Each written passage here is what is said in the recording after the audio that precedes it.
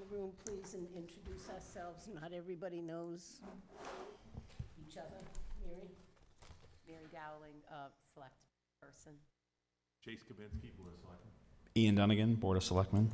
Oh, that's loud. Boyson, FinCom. Elisa Kruk-Melniski, FinCom clerk. Lee Darren, FinCom. Kathy Neal, FinCom. Ken Talentino, FinCom. Jim Waddick, FinCom. Larry Morrison, Finance Committee. Kevin Smith, Finance Committee. Barbara Berry, Finance Director. Bob Reed, Interim Town Administrator. Mary Blanchard, Jamie Goodwin. He's in my seat. Your purse is right here. I don't know what's going on. As he said, I'm Mary Blanchard. Jamie Goodwin. Okay, who would like to lead off with the intro? You want to start or you want me to start? Well, I would just say that I think the budget that you have before you is a very prudent budget. An awful lot of time has gone into it, particularly by Barbara operating under some very difficult circumstances without a town accountant and everything else that's going on. To me, and I can speak about this later, I think one of the issues with the budget and moving forward and some difficulties I think the town may have is with capital needs, and that being addressed. But I think that you'll find that there hasn't been a lot added to this budget. There have been some personnel that have been added, but I think that's the result of certainly identified needs, in some cases very long-standing needs, particularly in public safety. So we welcome the discussion. I think it's a prudent budget that's been put together under the realistic circumstances of the town. Okay. Yep. So I just wanted to kind of highlight some of the areas of the budget and, answer any questions that you might have at a higher level tonight. We don't have all the department heads here. I asked the two chiefs to come, and the IT director will be here in a little while, because those were the budgets that kind of had the biggest impact, and if there was any questions on that. But I want to just start on Section A of the budget. The budget as presented is $38,118,529. It's an increase of $1,594,818, or 4.4%. Property taxes make up 74% of the fiscal '23 revenue stream. State aid is about 14%. Local receipts is about 12%. That's pretty consistent from year to year. The revenues this year include new revenues for the marijuana retail establishments that opened, and that revenue is about $420,000. So we were lucky to have that additional revenue stream. And the budget includes staffing increases, four different, what I consider four different things, even though you may consider one of them as already being approved. So it represents adding a position to the finance department of a payroll benefits coordinator at 35 hours per week for $40,121, a full-time detective in the police department for $94,988, a full-time fire inspector for $84,488, and even though the Board of Selectmen supported that during this current fiscal year, I highlight it because the Finance Committee isn't aware of that, and so technically it's a new position because we were using existing funding this year to be able to allow that to happen. And then a full-time firefighter paramedic at $61,968.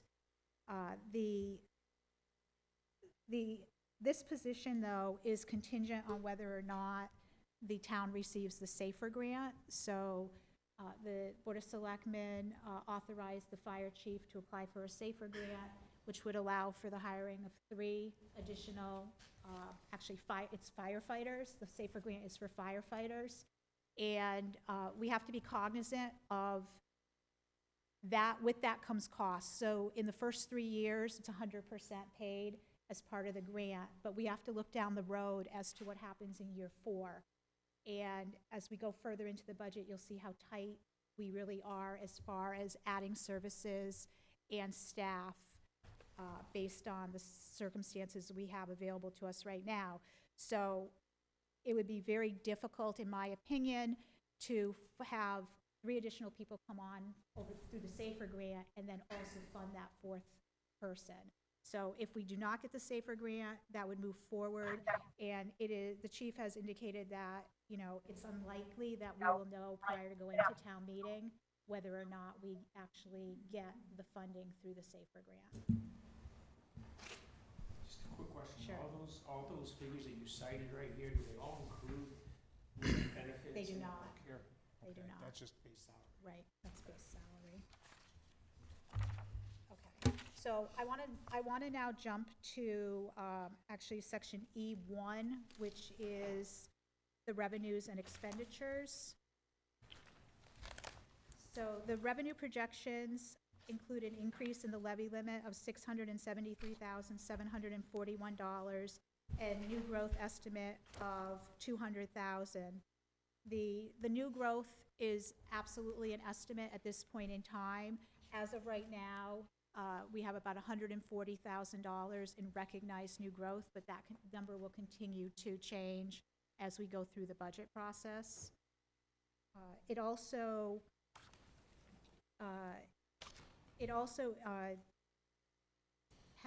has an increase of $595,579 of state aid based on the governor's budget. Again, this number is subject to change as we move through the process. It needs to go before the House and the Senate, and then the conference committee. And so we start with this, with the governor's number, and hope that it goes up from there. One of the things that I wanted to point out, however, is even though our state aid on the revenue side went up $595,000, our assessments increased by $227,555. And preliminarily, that was due to school sending tuition. This seems to be a number in the budget that fluctuates a lot from the beginning of the process to the end. I'm not really sure why, but it's just something that it never stays the same. And by the time they actually approve the budget at the state level, that number usually decreases. But we're actually netting, if you take the state aid number and the assessments, which are a direct deduction off the money that we get from the state, $368,024 in additional state aid. So when it all is said and done, the budget as presented, while it's balanced, it only has an excess levy capacity of $3,325. If we go back probably 7 years, we had excess levy capacity of over $1 million. And so we've slowly chipped away at that number and gotten to the point where we are now. So just on that $200,000 limit, I'm just quick math, right? So you're saying that's $50,000 a quarter. There's only a quarter left in the fiscal year. We're only at $140,000, so is that going to be a little short? No, so there's some of the value that's picked up, that the commercial value that our assessor doesn't do on her own. She has a consultant that assists her with that. So these would be, she's picking up residential new growth at this point in time. So I feel comfortable that we'll meet the 200. Trust me, I tend to be very conservative on this number, because the worst thing that can happen is we build a budget around numbers that aren't going to come to fruition. Thank you. Sure. And then the expenditures, as I said, reflect an increase of almost 1.6 million, or 4.4%. I've outlined already the new positions in the budget, but I've also just want to kind of outline the budget drivers. So general government salary increases is about 225,000. Burgess budget went up about 255,000. Tantascwa, 136,000. Health insurance went up 265,000. We received a 1.64% increase in health insurance, which is great. But the reason that the increase is a lot higher when you look at it, fiscal 22 to fiscal 23, is because last year, Maya, who we purchased our insurance through the Maya Trust. So we benefit from the experience of not just Sturbridge, but other communities. And so we help each other if you have a high loss ratio or you have good experience. Last year, the Board of Directors voted to give a 1-month premium holiday. And so in last year's budget, because we knew that was happening, we only budgeted to pay health insurance for 11 months. So now we have to put that back in. So that's why you'll see that the budget went up by much more than 1.64%, unfortunately. But we're still very lucky. We're well below double-digit increases that we saw a few years ago. Another big increase is Worcester Regional Retirement at almost $151,000. The IT budget went up almost $86,000, and when Jeremy gets here, he can speak more directly to that. Gasoline and diesel and heating oil and propane. Obviously, we adjusted those budgets based on the current market, which, as anything, when I started this budget, we were budgeting a lot lower, and then we kind of got to the point where it's going to be, we're going to go with $4, and then things continued to happen in the world. $4 might not be enough, but this budget reflects $4 a gallon for those line items. Hopefully, it will be enough. Hopefully, things will stabilize a little bit. If not, that's what the reserve fund is for. So, but I think at least it's kind of indicative of where we stand now. And we typically, when we go out to bid, would get a lower rate than what we're paying at the pumps. The other thing that I wanted to highlight is, so the proposed budget, it does not fund reserves at the level that they were prior to COVID. So pre-COVID reserves were funded at approximately $928,000. So those numbers, if you actually go to page E3, I have them outlined. But the Ambulance Stabilization Fund, OPEB, our revaluation, funding of town roads, our capital stabilization, and our fire vehicle stabilization fund. So that was $928,000, as I said, pre-COVID. At this point in time, the proposed budget has all those line items funded at $538,000. So it's something that we can't lose sight of. Is we definitely want to work over the next 2 to 3 years of getting those reserves back up to the level that they were pre-COVID. But we definitely need to do that in increments, because it's hard to replace all that funding all in 1 year. And so I guess, as one last point, before we flip to a couple of the other pages, so you can just kind of see where it looks like we're going. As I indicated, the town, has been taxing to the levy limit in order to have a balanced budget for the past several years. All indicators are showing that our budgets are growing greater than our local revenue. And it's something that I think we really have to have a serious conversation about. We have been, in my opinion, living year to year for a very long time. And, we'll worry about what's coming down the road next year when we get there. And I don't think we can continue to do that. I think we really have to start making decisions that are a little more long-term. So in Appendix A of the budget book, there are 2 requests, one from the police chief and one from the fire chief for additional staffing levels. The staffing requests from the police department predate Chief Dessert. It's nothing new.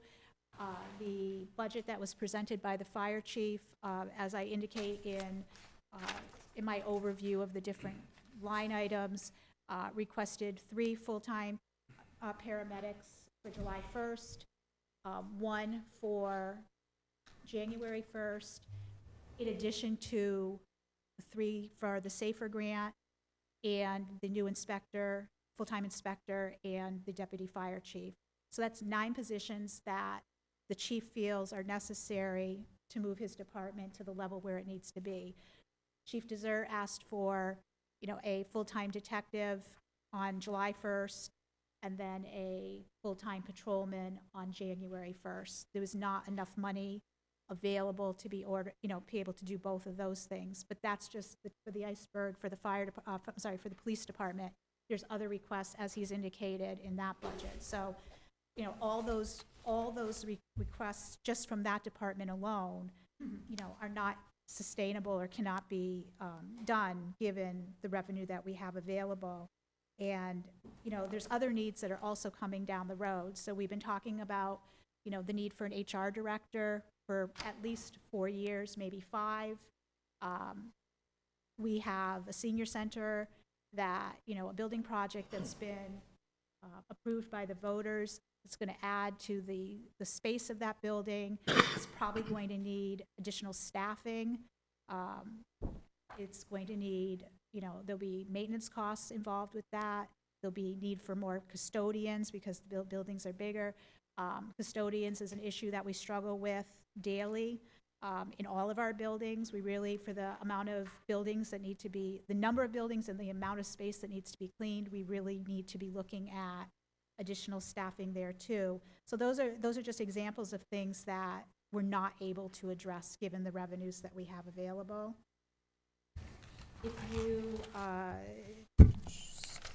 turn to page E.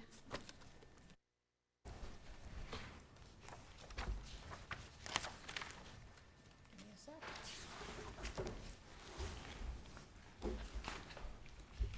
E16.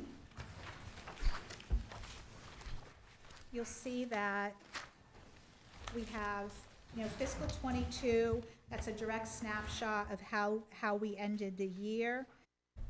As you know, we used free cash and ARPA funds to balance the budget because of all the revenue loss we had.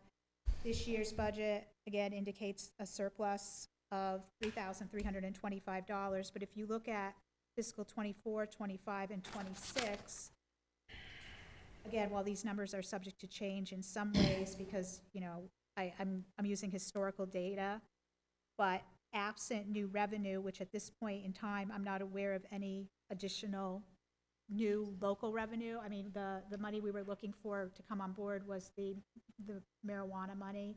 That's happened. So in 2024, if all things remain the same, we're looking at a potential budget deficit of $378,884. In '25, it jumps to almost $720,000, and then in 2026, $1.1 million. And you know, this is nothing new. I mean, I looked back to some historic stuff, and you know, it's been the same message kind of for the past probably at least 4 or 5 years that, you know, we're getting dangerously close to having this issue. And you know, like I said, if we had tried to put our reserves back to pre-COVID levels, which ideally, you know, we would have wanted to come out of COVID and make everything go back to where it was, you know, we wouldn't be sitting here with a balanced budget right now. We'd be sitting here with, you know, a deficit. So that, you know, that's definitely something that I think the town needs to think about. And, you know, as indicated, you know, the forecasts that I've provided in this section of the book, they don't have any information regarding the senior center project, just because, you know, that's very fluid at this point, and I don't know exactly how the debt's going to hit and, you know, what type of interest rate we'll get when we go to market. So I just bring it to your attention that it doesn't include it. I was gonna ask about that because when we did the town hall center office building, very small portion hit 2 years after it was approved, 2 fiscal years after it was approved. And that third fiscal year is where we saw the biggest bump. So I would imagine we're gonna start to see some of that borrowing cost in 2024, and then in 2025, we're gonna go with the big number right off the bat. We'll see short-term borrowing first, and before we bond the whole project. But it is a debt exclusion, so it's not really gonna have an impact on those negatives you're seeing, but it's gonna have an effect on the tax rate and the tax. That's where I'm going with it. Right. You know, I'm sure 5 of you must hear it, because I hear it all the time. People look in their paper on Friday or Sunday when they compare other towns, and they talk about a featured house, and they're like, wow, this guy's got 5,000 square feet on 2.5 acres. He pays $8,000 in taxes. I'm paying 10, and I'd have half that size. You know, Doesn't have the service. some of those towns do, Shrewsbury, Well, some of them Princeton, do, and, you know. but people always with the taxes, it even came up the other night at the meeting, people look at the tax rate. It's not and the they- tax rate, it's the tax I know, they bill. can't look, it's the your total tax bill. I mean, we may have a higher tax rate, but our tax bill is a lot lower. We're still about in the middle, as we were 25 years ago. Okay. Oh, yeah, go to local services and look it up. Matt, We move up and everybody else moves up too. We're between 20 and 30% out of the 351 communities. Is that dollar or mill rate, is that by just dollar itself? Because I moved from a community where the taxes were way high, but my house was twice as here, which is nice to move in here, by the way, No, it's really that- nice. that's But your- the tax mill rate No, is your tax bill, not your They go by rate. tax So I bill did rate. just, yeah, you have to take your tax bill based on the tax rate and the evaluation.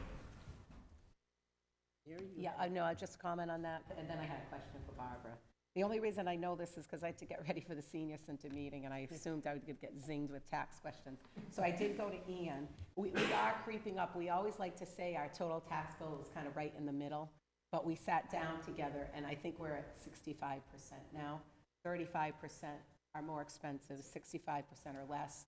But as Ann pointed out, you know, some of that 65% total tax bill that are less are towns that, and we didn't look into this into detail, that don't have services, you know, maybe they have on-call, you know, firefighters, they don't have the paramedics we do. So some of their services are different. We're still, and we are creeping up, there's no question about it, because we used to hover more at the Everybody is. 50%. But in terms of that Worcester bill, I asked her about specifically the total tax bill in the Worcester area, because I feel like that's where, you know, what we relate to. And so we are still less than all the boroughs, Westboro, Northboro, Southboro, Shrewsbury, Grafton, whatever. But we are at the 65% point. So I have a question. Barbara, you know when you were predicting the future about, you know, our revenue and stuff? I know we gave a lot of tax incentive financing packages in the last 5 years. Was that taking into account that every year those businesses are going to be required to give back more under that tax, under their tax break? Because, I mean, they got the biggest tax break right in year one, and then in year two, it's a little less, in year three, and then by the time they get to their end, they're paying the full amount. Did we take into So, account that but they'll we still start have the paying? levy limit, so when you give a tax break, we're still raising the same amount of money that we need to raise, it's just they're not paying that portion. If they're 100% exempt, it's, the burden is on the rest of the pool. No, I understand that, but when we're talking about future revenue or growth, right, we will have more revenue because they're gonna be required to be paying their tax. Like the cold storage in the years to come, the Holiday Inn, the public health, all the business that, the professional office building in Route 20, all of them got tax incentive financing in the last 5 years. And every year, they're gonna be required to give more back. Did we take that into account? Right, but that's what I'm saying, if you're collecting 26 million, Right. we're still collecting 26 million, they're just not contributing towards that 26 million in the years that they are 100% exempt. So it doesn't give us, Well- it's all in that calculation. Yep. Our caps here. Calculation. I think if But that it- was only, if that was considered new growth, you might be able to add to it, but it isn't. But I think the point is more about long-term deficit. Because what we're looking at this is only a balanced budget because the federal government bailed us out. So we're running at about $628,000 That was from the this Fed. year. Yeah, this year, that's what I'm saying. So this year is a balanced budget. Next year, we're barely balanced. Right. And then I think what Mary's question is, if I'm understanding it correctly, is that she's projecting out, so we're going into 4, 5, 6, however many years. The way to think about it though is Prop 2.5 limits the size of the pie. Yeah. So we're collecting the whole pie. All that's gonna change is that they're gonna pay for more of their share of the pie. It's not gonna change the size of the pie, they're just gonna contribute more towards the cost. Right, but if they contribute more towards the cost, then other people in taxes don't have to contribute to that cost. That's what I'm trying to say. Correct, those tax bills would go down, but it's not Right, no, I it's just- not gonna help the deficit. I thought you were It's not talking gonna about help the the deficit, but as they kick in their share of what their real taxes are, and it won't have to come from the other taxpayers. That's true, but. That's all I'm but trying to it's just- say. Yeah, I but know they're two different points, I'm sorry, but I thought you were talking about if it would make it so that we wouldn't have such a large. no, because the other comment was, and then, you know, the taxes are gonna go up, and I'm just saying, they're gonna pay more of their share of it. And that, so that does have to be, not in terms of the levy limit, I get that. Yeah. I'm talking about in terms of who has to pay for it. Right, my point, yeah, and my point is on a- the taxes going up was only on regarding that, the senior center. No, I know, Because you that said was we're his- close to the, you know, we're living year to year in terms of what we're taking in and what we're spending. And I'm just saying, we will be requiring less of our residents when cold storage and all the other businesses we gave a tax break to starts paying what they really owe in taxes. To go back to my pie analogy though, your taxpayers will be paying for a 10-inch pie when they really want a 12-inch one. Because you have to think about all the things you want to add to that pie that can't be added That's a without different- additional revenue. But that's That's not, part of this discussion but though. that's not what she's asking though, but her point is that how, on our adjusted growth going forward and, in terms of whatever income we're having in taxes, how has that been considered in this projection? And that, I think that's the question, right, Mary? That was more, I mean, just to point out, by year 10, all of the businesses that we've given a tax break to are gonna be paying 100% of their taxes. So we're not getting the fruits of the Holiday Inn yet. We are in terms of the meals tax and that, and the hotel tax, but what they would owe in real estate taxes, we're not enjoying the fruits of that. Well, I think that's the question though, isn't I it, will for ask- Barbara? right. That's more, it's not a back and forth point, Yeah, Kevin. no. It's like, what's the empirical, where's the projection point? It's not about, I understand how the pie stays static within the cost, I Okay. understand that. But the The point que- is how does it get The adjusted question, in? right, the question is, what effect does the TIF have, do TIFs have on the budget?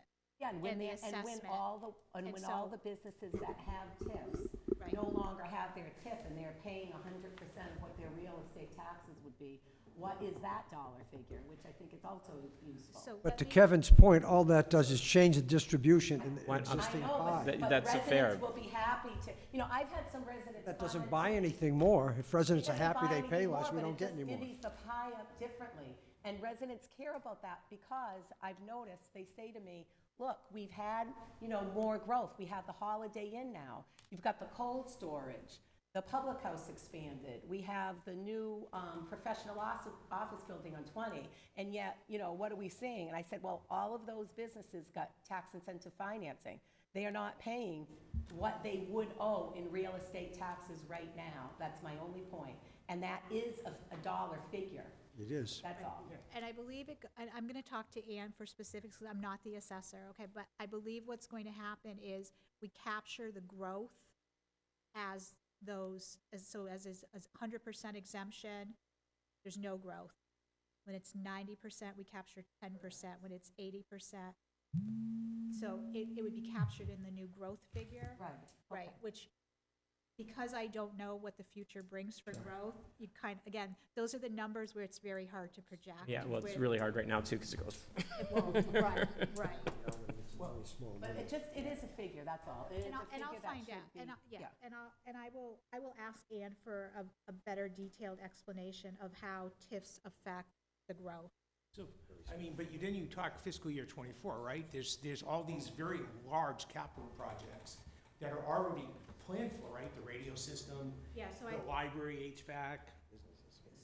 I wanted. Safer grant is a new one to me tonight. I mean, that's gonna be a cost come 3 years from now that we have to pay for. Well, we don't know if If we're we getting choose it. to pay for it. Yeah, And we it's just may been get the applied for. grant. We got it before and we did pick up the cost. So you're gonna hire on 3 firefighters to meet the projected need, and then you're just gonna let them go in 3 years? Kevin, we don't know with the money, And we haven't hired anybody, Kevin. you know? I just heard you, I thought I heard say you already hired a full-time fire inspector. But the- You know, and then in this is really only the one person in the safer grant, if you get the safer grant. Safer grants for 3 people. Right, this one person is, if we don't get. If we don't get the safer grant, we're gonna hire the one person as shown by needs. Because we have to inspect buildings.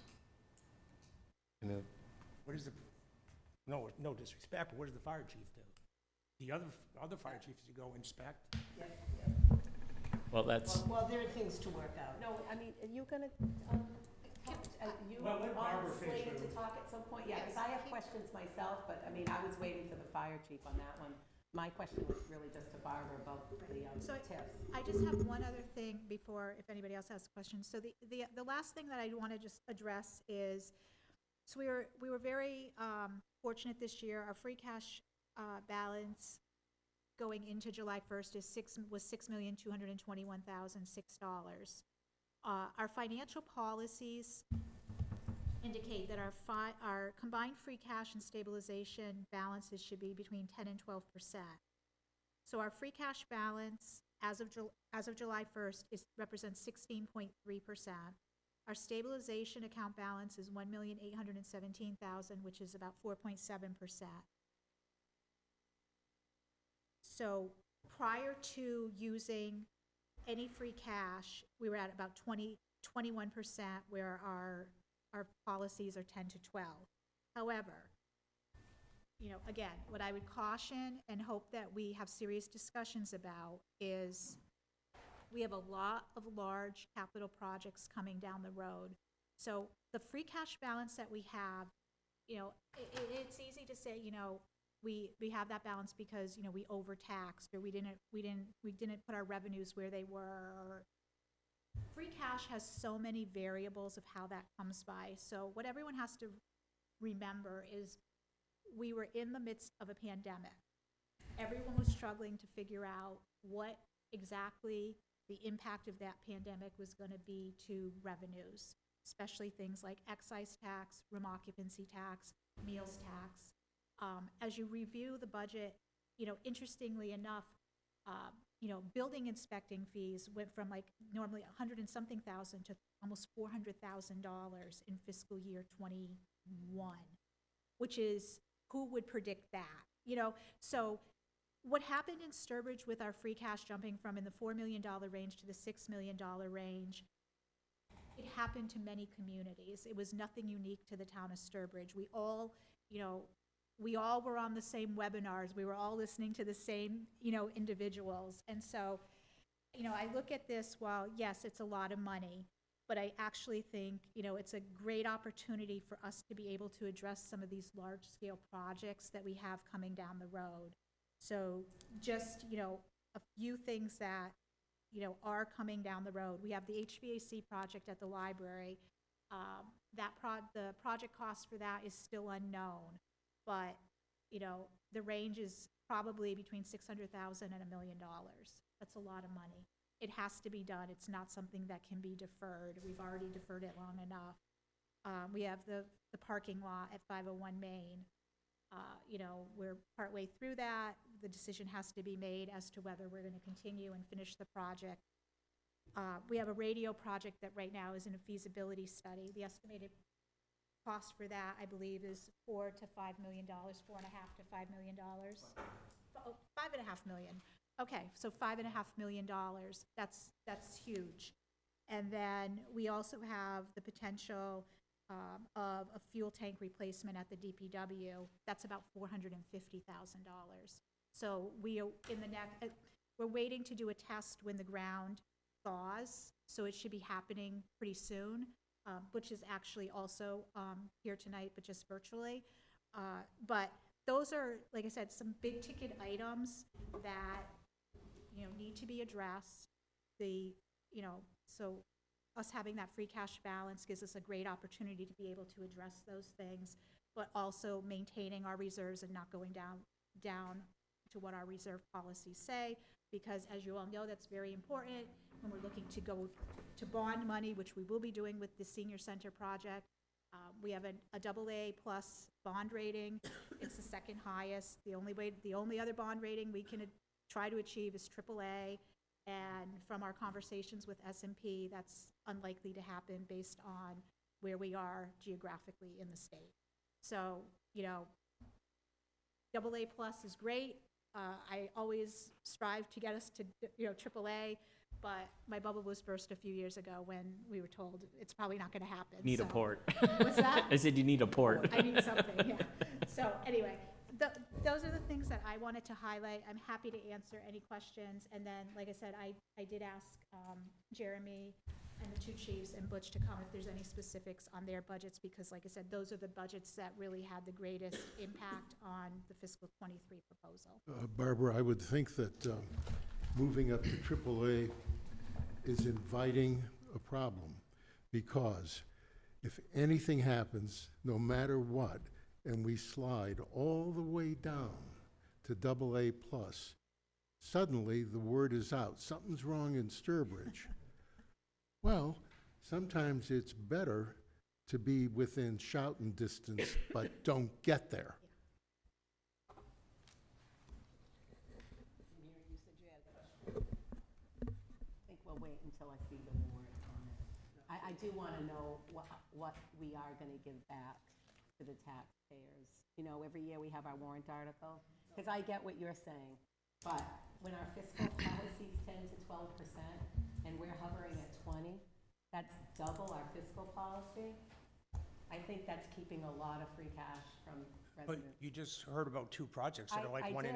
million I did. that could be funded with one. I did, that's why I said, I'll wait and see what we're giving back, but to keep 20%, maybe it's time then the FinCom and our town administrator and the Board of Selectmen takes a second look at our fiscal policy. Because the fiscal policy we've had goes back to Jim Malloy, and under that policy, we still have a double A+. It started with Jim Moy, but it's been adjusted along the way. Right, but all I'm trying to say It is, was last adjusted in November of we 2017. upped it, we increased the amount that we can have as, it was even less before. And then we increased that, you know, we want more in terms of the percentage of our budget. But I wait and see what we're doing. I just can't be on board to keep 20% in free cash.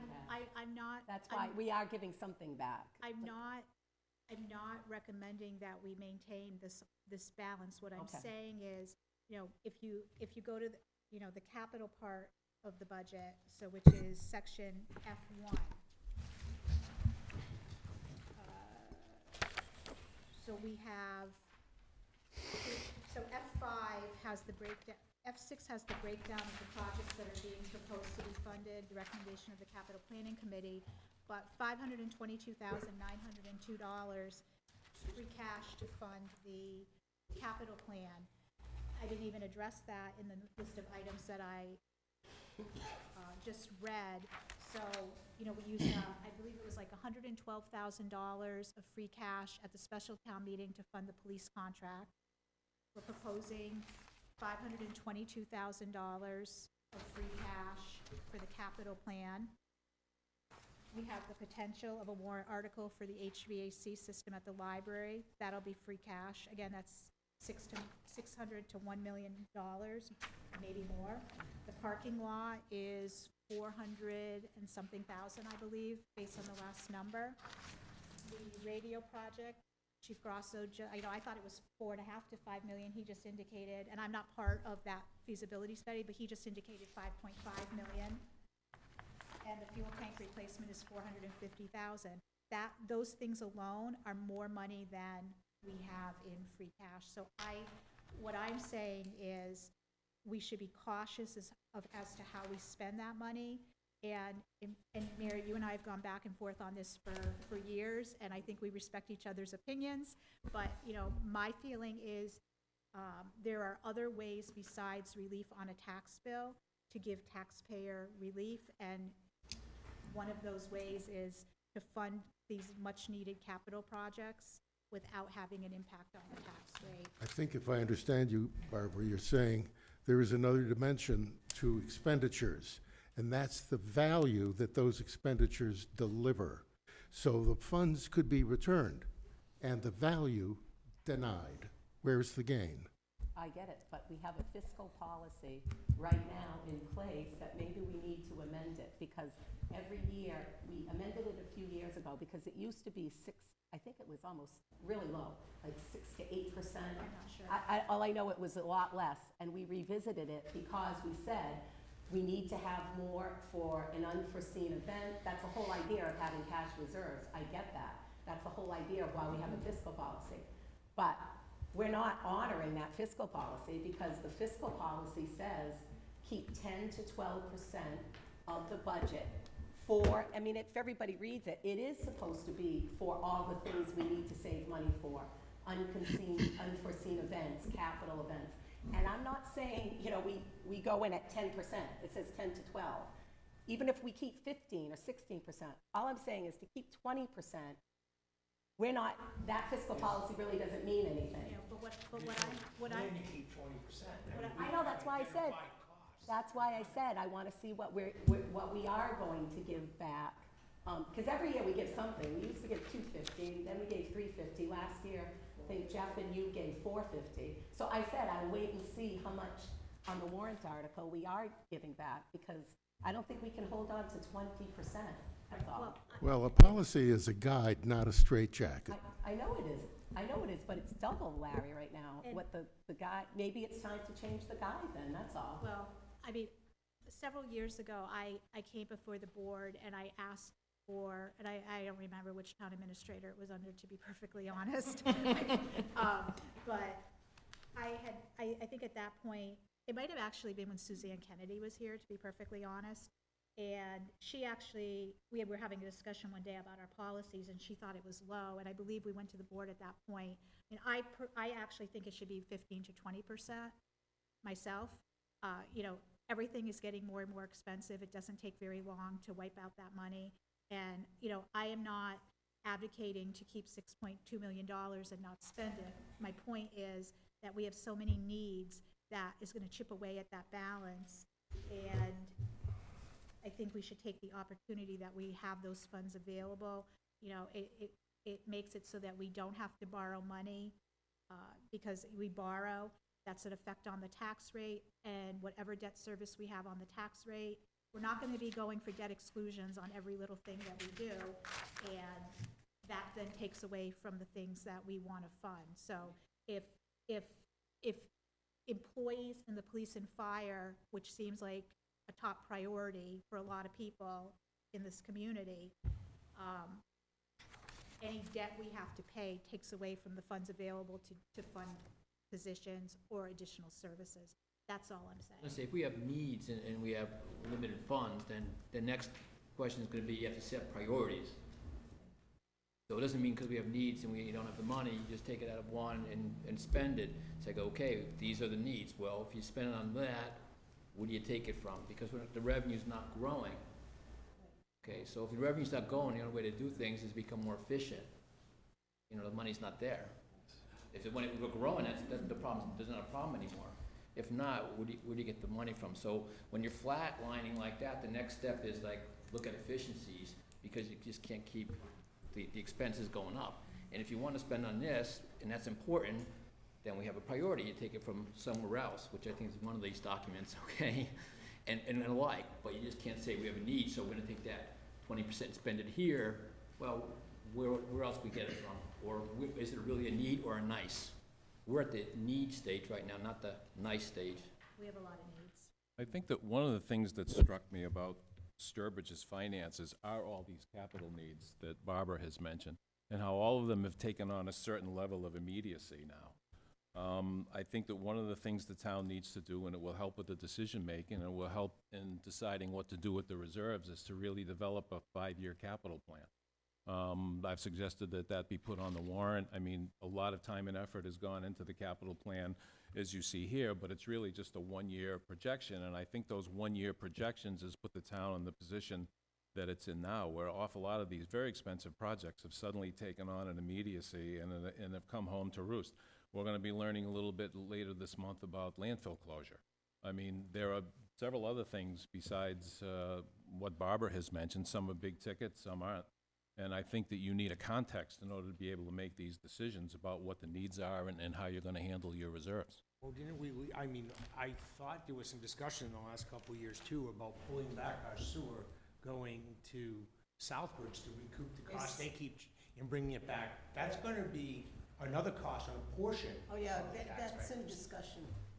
Yeah. We're in Huge capital discussions- project, We're in huge. discussions with Southbridge now. I think that we need to learn a little bit more from Southbridge in order to be able to make some decisions about how soon this is going to happen, but, and then what the costs are gonna be. But I think as I'm sitting here, it seems like the consensus is we need to move forward with that, and that's gonna be a very expensive project. I mean, we've had a 25-year agreement that expires next January. So Barbara, is there any guidance on, I mean, I don't think anybody knows, but, because part of the conversation that we're just having is, you know, do we put off, but some of the cost of putting off has also been, is compounded right now because the cost of everything we're doing is exponentially, maybe not exponentially, but much higher in the last year and a half than it would have been 3 years ago or wherever. Is there any sense, or do you know, in the sort of municipal finance world about when they hope things will normalize, if it will normalize, or just no idea like everybody? It's funny that you say that, because I actually just had that conversation in my hometown Yeah, about, because I'm a counselor there. yeah. Do we defer some of these things, hoping prices go down, or Do you go for it, or do you hoping go it for doesn't go because off? You don't know what's right. You don't know what the future's going to bring, and I think, you know, Ukraine right now, and you know, so now it's not just COVID anymore, right? In the pandemic, now we have to deal with, you know, national politics too. So I don't know, but I think a lot of the things that I'm talking about are, you know, like the HVAC at the library. I mean, I don't know where that's going to come out, if we'll be ready in time for the annual town meeting. But that's something that has to be addressed, because, you know, we were told probably 5 years ago that it would last 3 to 4 years. You know, so we're already beyond where we need to be. But yes, I do agree with you. I think that there's certain things where maybe we hold off a little while for things that aren't necessities, Yeah. and just wait and see if things stabilize. I mean, and beyond that, I mean, we're having an issue with everything. We can't even get things. So, you know, we're looking at, I think it's 18 months for a police cruiser, right? I don't know what it is for a fire vehicle. I mean, what's the ambulance? Okay, 24 months for an ambulance. Yeah. Our wastewater, for water and sewer needs, and Butch can jump in if he'd like, but we can't get parts. Sure. So, I mean, we're weeks, months out. I mean, I'll give you a good example. This is crazy, but the doorknob on the front of Town Hall has been off for months because we couldn't get the part, okay? It's a doorknob. So it's touching us everywhere we go, and I don't know. I don't know if it's going to be, I can tell you this, it's causing a lot of stress on a lot of different areas of local government, because that's a long time to wait, especially, you know, if you need a part for something and it's broken, and to be told it's going to be 3 or 4 months before you get the part causes a lot of angst, to say the least. That makes sense. Barbara, the likelihood of rising interest rates and what's happened so far, is that factored into the '23 budget? Well, if I had a crystal ball, right, interest rates are actually, they're starting to rebound a little bit now, not much, since the Fed raised the rate, but our interest rates right now in fiscal '22 are lower than what we budgeted. So again, you know what, I have no idea where that's going to be. Hopefully up, but. Thank you. You know, you want borrowing costs to be down, and you want investment income to be up. It's a dream. Yeah. So that's all I had, unless people had specific questions. I mean, there's a lot of information in the book. You know, if you refer to, I mean, you can all read, I'm not going to read everything to you, but if you go to the department budget overview, I've tried very hard to highlight the increases and the different things. Everything else, I mean, there's not a lot here. Most budgets are very flat. They're either level funded because they can. They're level services, with the exception of the things that I highlighted to you. We have some large costs in IT, some things that Jeremy's looking to do. We're trying to be very progressive and taking into account what's happening in the IT world. Jeremy's been spending a lot of time on cybersecurity. He was able to get a grant, which I actually would love him to talk about also, because it's training for, it's money that we were able to get from the state. We're one of, is it 200 communities? Okay. And, but we have to do an assessment of how well we know how to, be on the internet and how to identify when we're getting things that we shouldn't be opening and all that type of thing.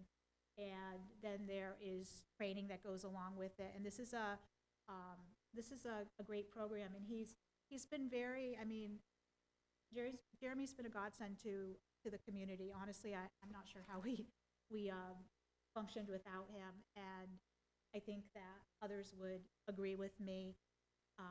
He was able to secure a grant through the Community Compact for, how much was it, Jeremy? 200?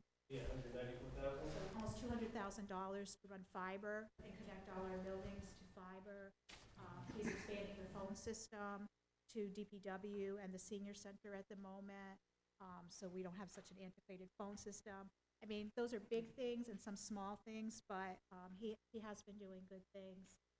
We have a lot of equipment that, our police vehicles, our fire vehicles, they all are connected to everything so that they can, have everything readily available on tablets or laptops, and with that comes cost. And we have a lot of our stuff now is on the cloud, and so he's looking to increase the speed, our connection speed in the budget. And again, with that comes cost, but it's something that we definitely need to do. He's been doing stuff with security cameras, something that, again, we've been lacking for a while, and we're trying to, put some cameras strategically in areas where, potential vandalism happens. So, like I said, really good things, but, I would turn it over to, if you guys have any questions specifically. Those four budgets. The IT budget, though, the $85,000 that you show in here, wouldn't it be fair to characterize most of those as one-time costs? They're kind of periodic, 3, 5, 7-year replacement plans. They're not usually annual. Jeremy, you want to come up over here to the microphone and? Sorry. What was the question? Would it be fair to characterize the $85,000 in IT costs as mostly one-time expenditures? Because they're kind of periodic. You do them and you buy yourself 3, 5, 7 years, depending on what you're buying. Correct. So, Correct. Most of them, those capital outlays, whether it's a firewall, switches, computers, we buy 5 to 10 years. The computers are definitely 5 years, we replace them. A lot of the other stuff that's in my budget is also software that we kind of picked up with the facilities. They wanted more software, it's in my budget. Am I using it? No, but it goes in my budget because it's part of all facilities software. That was $7,500. We had another software that was for all the fields. It is in my budget. I'm not using it. I'm part of bringing up speed and everybody using it, but it just goes into my budget. So it did go up, but it's also, same thing with like the phones. I put the phone service into my budget, which wasn't there last year. So we always had it, it just got switched over to my budget, which is another reason why it's increased as well.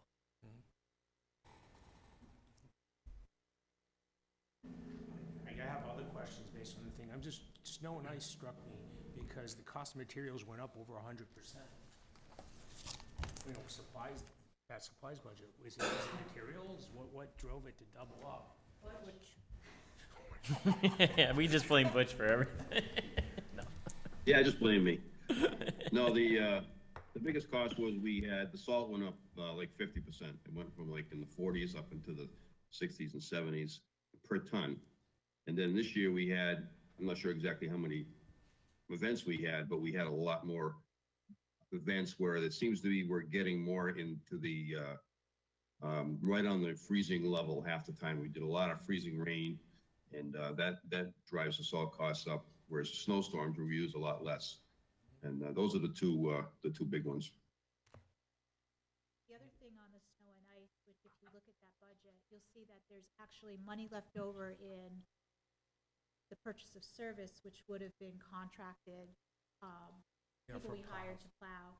And we had an issue this year with being able to get contractors. And so we had to actually hire additional employees to plow. And so, you know, our overtime budget is more out of whack, but there's some money still left in the purchase. And I don't know if that'll continue. I mean, I know that was. That was statewide. That was statewide. Even the state had a hard time finding. There was a lot of communities that struggled. Hopefully that doesn't continue. I know that was stressful also for Butch to try to have enough people on board to be able to keep up.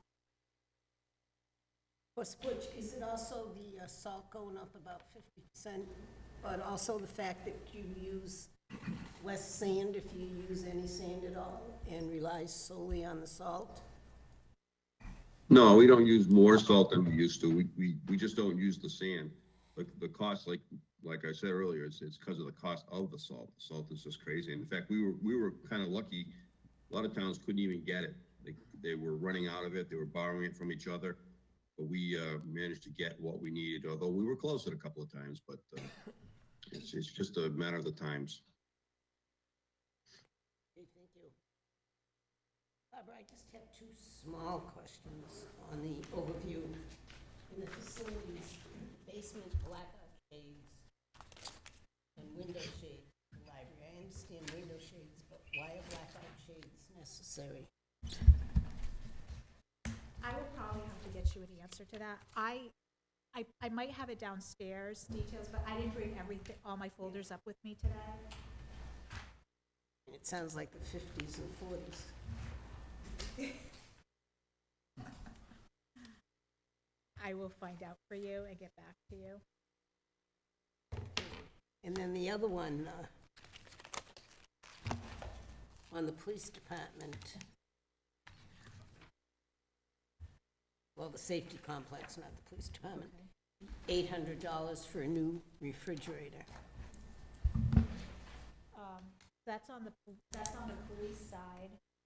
Earl, do you have details on that? The refrigerator that's in there was put in there when it was built, so it hasn't been 30 years. So it's a 30-year Frigidaire did us well, but we'd like to get a new one.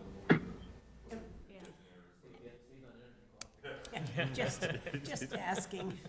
And the other issue with that is the space that the refrigerator is in is not a standard space, of course. So we have to order a special refrigerator, a special size.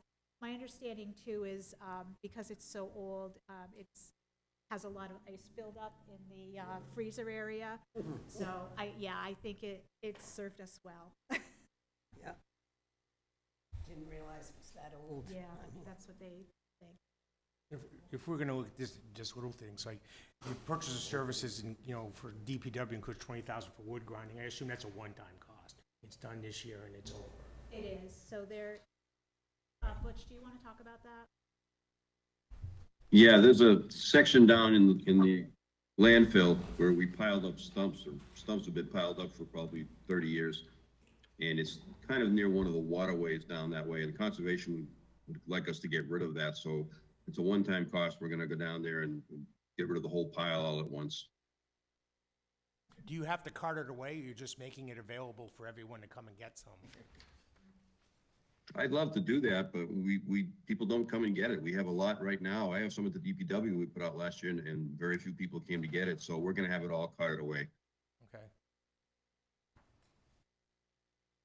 I had a quick jump in here. First of all, Barbara, really good job on this. I went through it and you did an excellent job. My question was for Chief Dessert. We get a lot of asks that are unrealistic and realistic. And I read this, and it says the last manpower increase for patrol officer was in 2001. And he's requesting a detective and a full-time patrol officer. Now, I understand we don't have the funds this year to fund that extra patrol officer, but are we working to get him a little more help in the next couple years? I actually have a question towards that exact same point. Okay. And my thing is more like, to Ken's point, kind of streamlining and making it more efficient. I mean, have we had a conversation with the school, is there still a desire or a need for school resource officers? Because we have two of them, that one could become a detective and one could become a patrol person and fill both those needs that we're already paying for. We did talk about, Earl, do you want to come up just so people at home can hear you?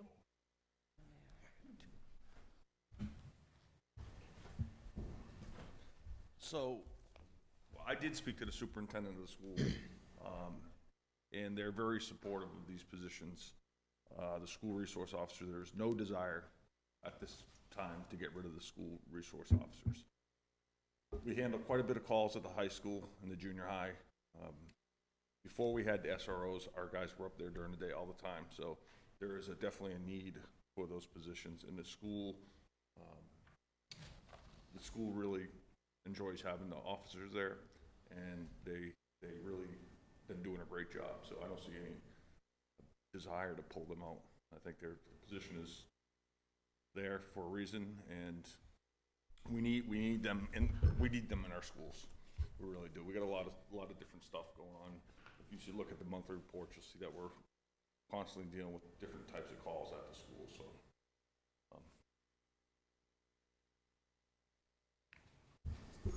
I had a question, Barbara. Do we know what the, But to Chase's question, I think, yes, I think, you know, the intent is to be able to add staffing where it's needed. The bottom line, what I was just trying to, you know, I don't want to be, you know, here's all the reasons why we can't, but my job is to just kind of say, here's where we are, and so that everyone, not just in the room, but people watching can understand, like, why you know, multiple requests for staffing aren't able to be, you know, Funded, yeah. funded, thank you. Long day, Kevin. Yeah, that's okay.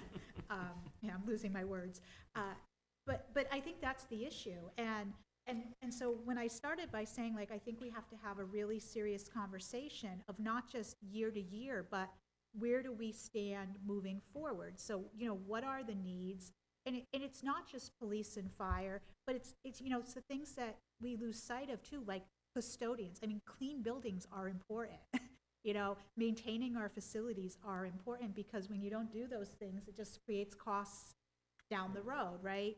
So I think that that's what we have to do. And, you know, and I'm just going to throw this out, and I think the chiefs hopefully will agree with me, but, you know, we had a discussion about, and Bob and us had a discussion about the staff, you know, the staffing study, and whether we should fund a staffing study to determine what was needed.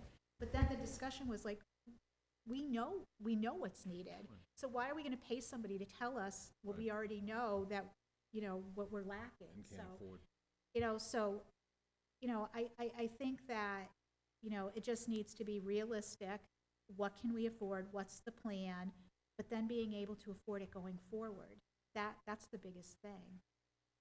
It's always that balancing act between what you need and what you can afford, but I think in our discussions with the chief, and as you pointed out, Chase, a number of years since there's been an increase, we felt that the detective was an important addition to the department. I was looking at some statistics, and you guys have done a great job, because from 2006 to 2019, murders is 0%, I think it was 1 in the period. Human violation or rape, 0%. Robbery is 0%, 0. It's not statistically there, so you're doing a great job. Assaults, 0.2%. Burglaries, 0.3% on an average from 2006 through 2019. Thefts, probably the biggest problem, probably 2% over that time. In auto, theft is 0. So you're doing a great job. So I don't know where a detective fits. I mean, I always think of Columbo and murders or something like that. So I don't know where the detective fits into this, because you're doing a great job right now. Population's not growing. So I don't know where the detective. I don't want to speak for the chief, but there's actually a very good explanation of where I think he's looking to use the detective to basically take off some of the responsibilities that are on his patrol officers to do the investigations. The detective would take off, the patrol officers actually get back on the street. What will they investigate? What are they going to investigate? Thefts? I don't know. I don't think I submitted those stats, so I don't. No, I'm sorry, that's what I'm saying. I just was, when I was looking at the budget, I was thinking, you guys are doing a great job. I'm looking how safe they are. We answer about 28,000 calls a year. We have about 800 to 900 arrests, where we're criminally charging people. 200 roughly are felony charges. So, and then we have sexual assaults, we have house breaks, we have car thefts. I think we had 20-something cars stolen last year.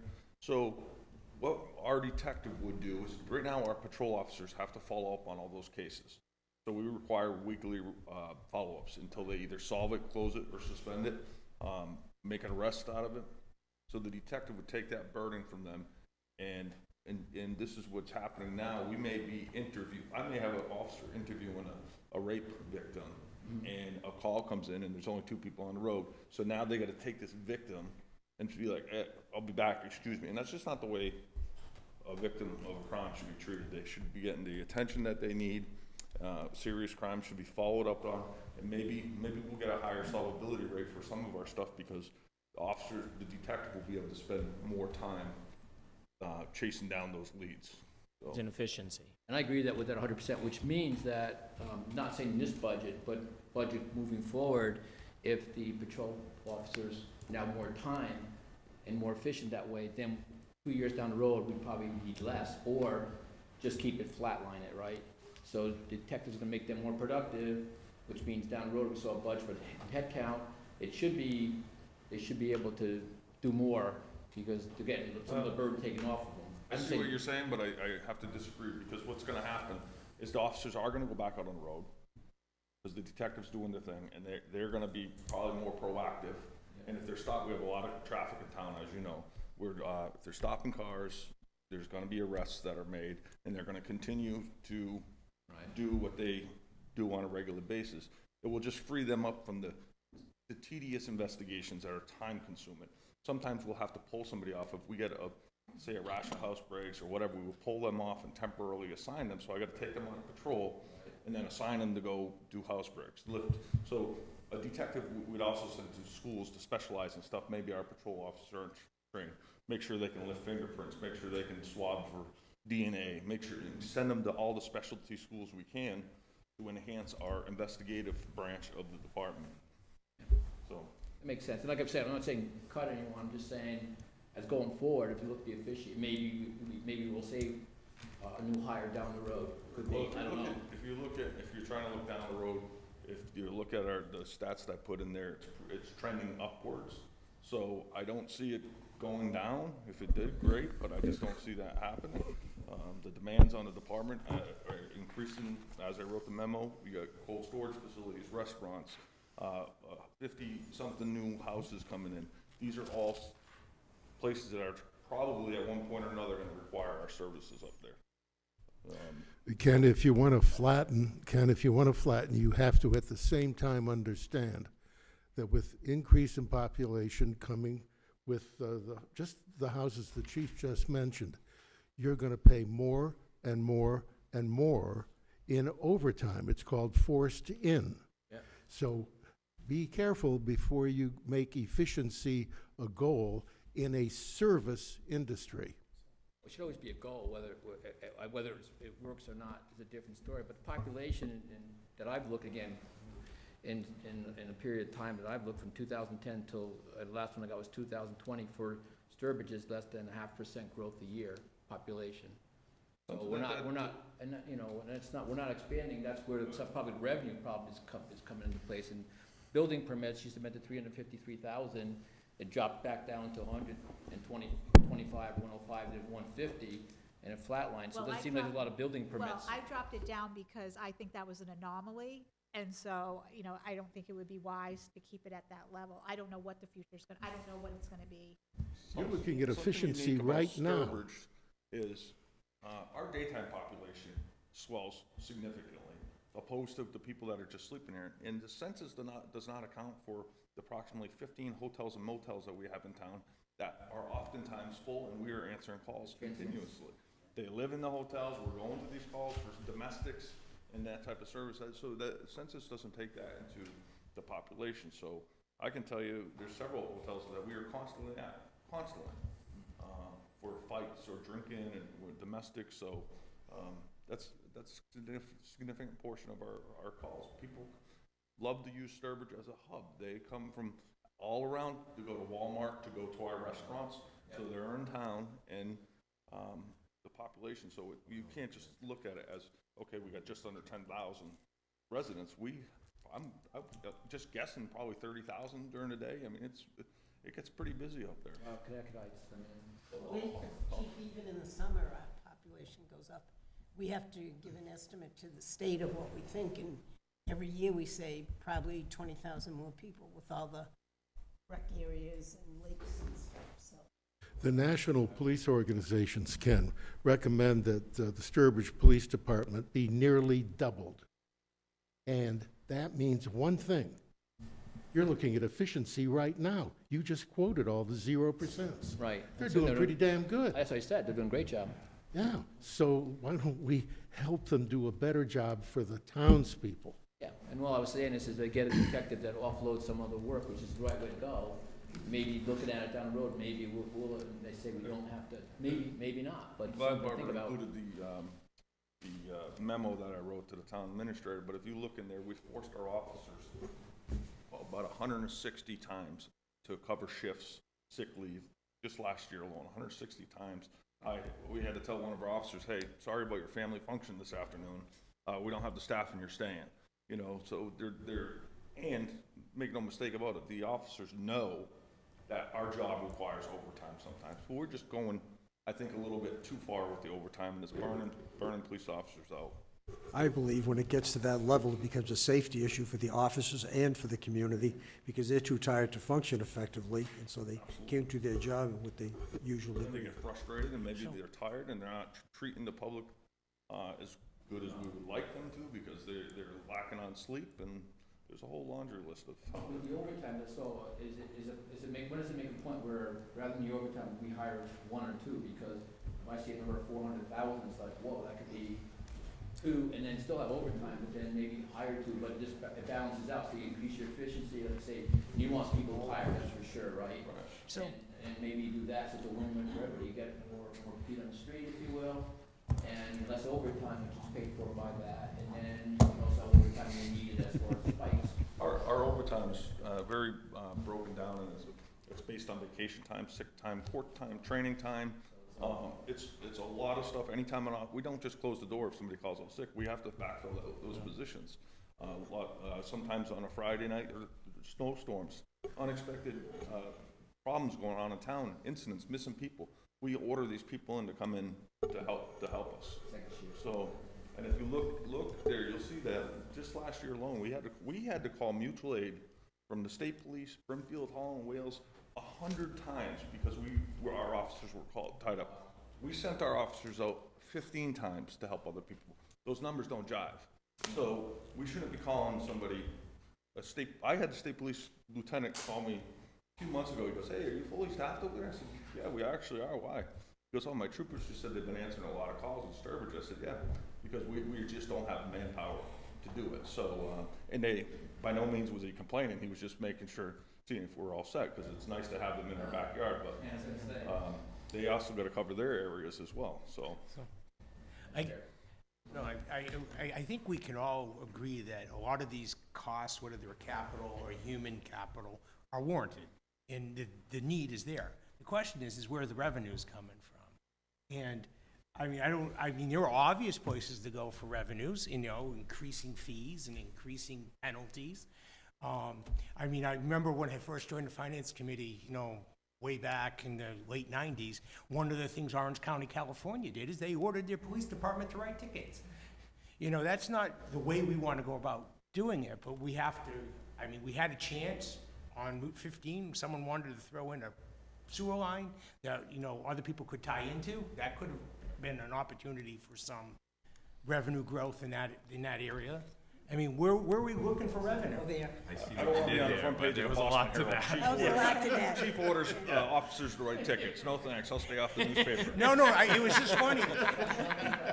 Because it did make the papers. That was the big deal. It made, that. I'm sure he did.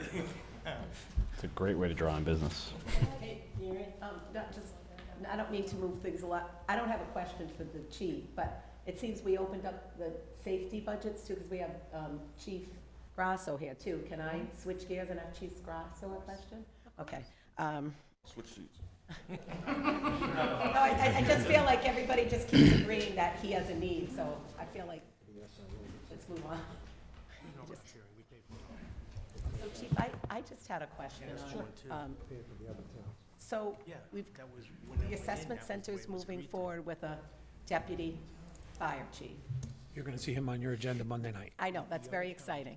But my question is, I thought when I looked back at my notes when we had talked about a deputy fire chief, because filling that position again, I thought you had envisioned a situation where this person, I know you need somebody else in management because everybody else is union and, you know, I'm not trying to say I don't support that position, obviously. But I thought you had discussed that that person was going to assume the duties of doing the fire inspections. And so I was maybe wrong, but I thought my note said that that person was going to do the fire inspections, and then the other person that we were hiring was going to be, you know, a boots-on-the-ground paramedic firefighter. So, but now we're filling the fire inspector job too, and so now that deputy fire chief, I thought the way you presented is we weren't going to have the fire inspector job. You were going to have the deputy fire chief do his management duties and responsibilities and assume the fire inspection duties. And now we have a full-time position for a fire inspector too, and it just didn't jive with my notes from the fall. Right, so initially, years ago, the fire inspector did double duties, was a fire officer and did inspections as part of their day-to-day routine. The reality of it is we uncovered significant deficiencies with that model. Inspections were not getting completed, were not getting done at all, and the ones that were getting done, many of them were done in an incomplete manner. And part of the reason for that is because we were doing it on a part-time basis.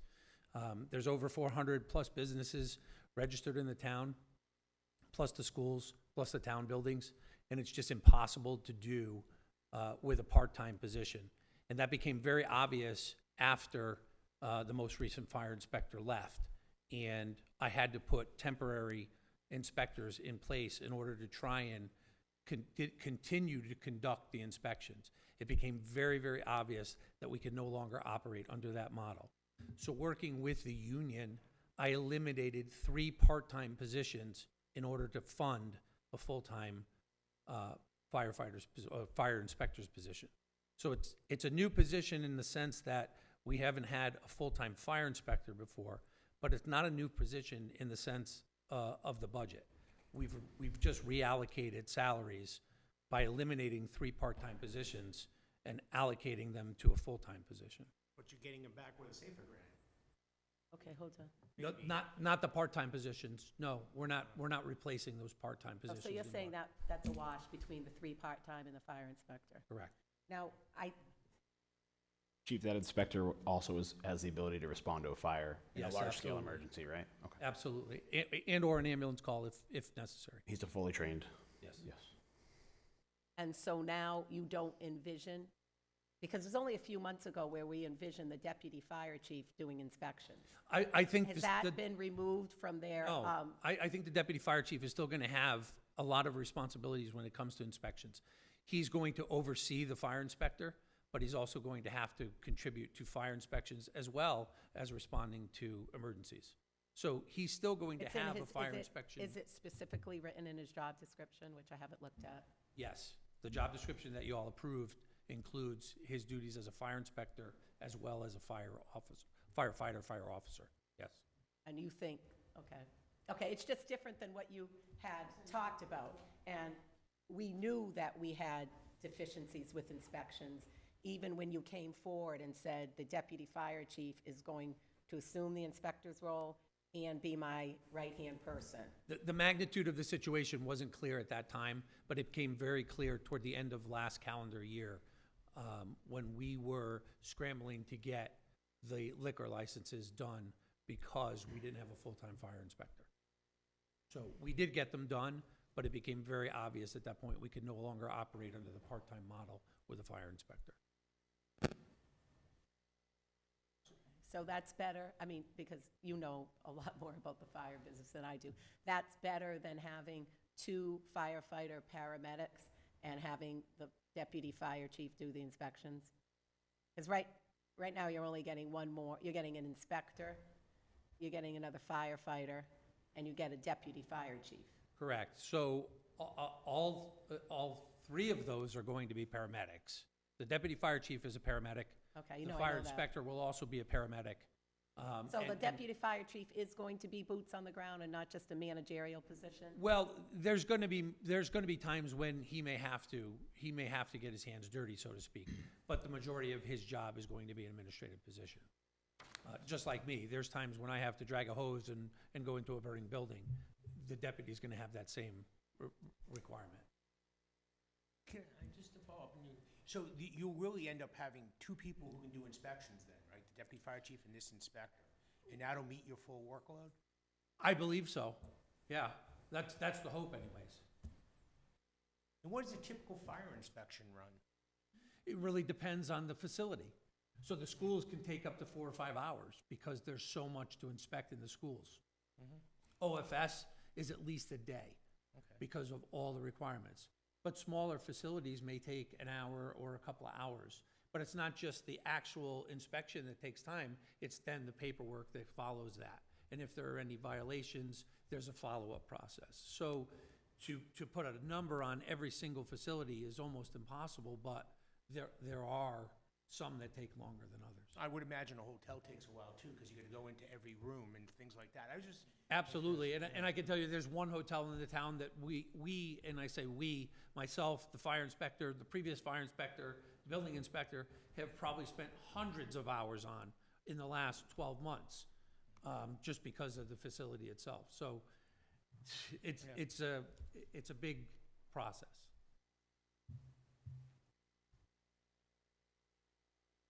Thank you for that. Yep, yep. Okay, any questions for the chief?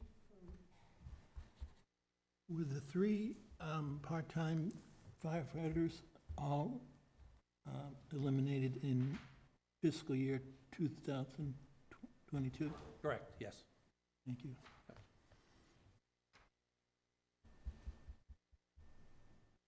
Chief, I know you give reports when you come to the board. Could you, the building inspector, and who else is involved in all these inspections, write up something for the Board of Selectmen as far as what the inspections are planned? Because I know this year was a disaster. Yes. And embarrassing, and it should have never happened. Yes. Yeah, one of the new fire inspector is going to start on Monday, and one of the first tasks is going to be to develop a schedule. One of the problems that we discovered was that the annual fire safety inspections take longer than the annual 110 inspections that the building official does. And one of the deficiencies that we identified was when our fire inspector and the building inspector went out together, there wasn't enough time for the fire inspector to do a full inspection. So they weren't getting completed properly. And going forward, we're going to have to separate that process. And we're going to be doing our fire inspections, the building official will do his inspections, and then a certificate will be issued that both inspections were completed. But yes, we will be putting together a schedule, an annual schedule. The tentative plan is that the establishments that have liquor licenses will be done in September and October. That way, if there is a deficiency come the end of October, and there's a 30-day notice for repair, it still gives me another month, December, in case we have to add a little time to get those done. But there will be a schedule put together that we'll be following. Madam Chair, we probably need that from all of our inspectional services too, huh? Across the board. Well, I don't think we need it from plumbing and. No, because there's part, but like if not the building. These are the important ones. You know how we were cut short this year. Oh, no, but I mean, but just even the delays though, if you're not getting your permit for again, before you're getting in, it's just, especially when we talk about you're adding the level and then you're holding up tradespeople and you're holding up all economy in town. Yeah, makes sense. Hey, thank you, Chief. Sure. Any other questions for the chief? No, all good with the chief, I think. Thank you for your explanation, though. Sure. Thank you, Chief. Any other questions? Yeah, what are we doing about revenues? We're gonna sell the finance committee. I mean, we're free, no one wants us. We're free too.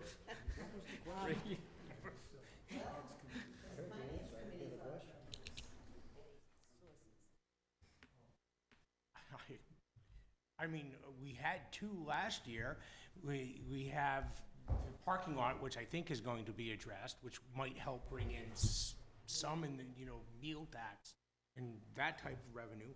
I mean, there's looking at increasing fee and penalties, or even increasing our efficiency in actually enforcing the fines and penalties we already have. Because I remember, I don't have any Thank you, recent gentlemen. data on this, but I have old data on it. Well, Butch, you can go if you want. It's already gone. I said thank you. But, I mean, one of the things is, all the homes on the lakes are supposed to have dock inspections and pay dock fees every single year, annually. And that was never being collected and never being enforced, because they were supposed to put their certificate on the end of their dock to show that they were inspected. Right, I know that's come up, but then we have to get a boat. We have a boat. Well, No, you need a harbor master. well, what you need. we are the harbor I masters, know. so we could split it up a day a week for all of us. Uh-huh. No, I don't disagree on raising some of the fees. I know a couple of years ago, we looked at the liquor fees and raised those, but there's a lot of other fees we could look at and probably increase. Have you looked at any specifically? Any fees? No. I mean, one of the things I was asking Barbara about earlier is excise fees for automobiles. EVs don't pay excise fees for automobiles, so as that becomes part of the, more and more EVs get in the road, that revenue stream is gonna decrease too. I mean, it's minor things, but all these things add up over time. And so, I mean, when we have people coming in wanting to do big projects, I mean, it can't be just dismissed out of hand. Well, hold on. You gotta go to the town on that. Yeah, It goes to vote, I mean. No, when you say, big, let me just, when you say big projects, we're not a little this isn't a little monarchy where we decide what projects come in and what doesn't come in. You make recommendations to town meeting. Town meeting has a lot of respect for you. We make our own recommendations. And then it's up to the townspeople to decide what businesses they want to come in and what they don't want to come in. It's not up to the finance committee. It's not up to the board of selectmen. It's not up to anybody to point and say, well, we had two projects, like it's on us. I had one vote. Yes, there was a big possible project that could have come in, the equestrian center, the racetrack. The residents spoke loud and clear as to whether or not they wanted it, and they didn't. So for you to say, businesses could come in, it's not up to the Board of Selectmen. We are not, this isn't our little fiefdom, okay? It's up to the residents, and the residents spoke. So if we want to get into other ways to raise revenue, that's fine. But to look and say, well, we had two possibilities for business projects, it's not up to us. We did, now, you could point your finger at us if we decided not to put a warrant article out for the residents to, if we said, you know what, we don't want to have 501 Main Street, the parking lot, we're not even going to put it on. That would be an abuse of our power not to put a warrant article on. But after that, it's up to the residents, And I think that we do take responsibility, and I said it to other residents, that we did not do a good job explaining that parking lot. Why it was going to cost $300,000. Residents didn't understand it. We should have had a nice diagram up saying, it's not just paving, there's stormwater protection because it borders the river, and it has to go through stormwater management and et cetera, and it was for lighting, and it was for landscaping, and we needed to spell it out to our residents better than we did. But, our job is to put it on the warrant and do our research and give the best recommendation we can. But it really isn't up to us to decide which new big businesses come in or not. No. And it's up to us to put it out there, and after that, like I said, we have town meeting form of government, Kevin. We don't, you know. No, in the end, you're absolutely correct, but I And in mean, we the have end- to actively solicit some of this stuff. We don't Well, hear- we hired a full-time, you know, we all Economic agreed, we went development from, coordinator. a lot of, you know, we hired a part-time tourist coordinator and economic development person. I wrote a long memo to our as to why we needed it, that the STA was floundering because they had this big budget and they were giving money back because they're volunteers and they weren't spending it. But, and then we just moved that position to a full-time position. So, you know, we have a full-time person doing that. I know he filled out a grant and he's waiting to hear back to see if he got the grant. So, I mean, I think Terry's doing his job. But after that, it's up to businesses too. It's not up to us to create a business to come into town. No, but you can solicit it. I mean, you see the town of Marlboro doing it all the time in Well, multiple you know, maybe venues. it's a good idea to like call in Terry and give Who some does ideas the job. to. Marlboro- I know Terry does get in touch with businesses, and he's out there, you know, but people pick and choose, you know. Oh, I want Starbucks, I want this, I want that. Businesses look at the area and they decide whether you reach out to them or not. We reached out to Cinemagic when they were closing, you know, to see if anything could be done. Same with J.C. Penney. And they're not interested in what we say. They're interested in their studies and their bottom line, and they do what they want to do. And there are also communities that adjacent to 128, right? When you're talking about Marlboro, you're talking about I'm Burlington. talking about the ability to advertise for yourself. No, I understand what you're saying. Kevin. Those towns have a history of their residents supporting those kind of activities. Here, pretty much a lot of the things that have been brought forward haven't gone over well with residents. So when you could talk about the tax rate, and people complain about the tax rate, if you're not gonna support new revenue from business, you can't complain about having to pay for it, right? I mean, you can. You can complain all you want, but it's one or the other, right? I'll make a comment and then I'll shut up. If you look at Route 20 from the Sturbridge line to Route 169 and see what's happened in Charlton in the last 10 years and what's going down 169 now, there's a difference. And what's that? Business popping up, the brewery, Amazon, all of those things are going in there because they open their arms and say, Right. we want your tax money. Right. Jim, they also had land, much more open land. I mean, we have the building next to the bank, and we get the cold storage, and as a matter of fact, 2 cold storage facilities and the Noble. So, And we struggle to get it, you know, every place struggles to get it. some less than others. I mean, you know, take the Amazon one, for instance. I wouldn't want it.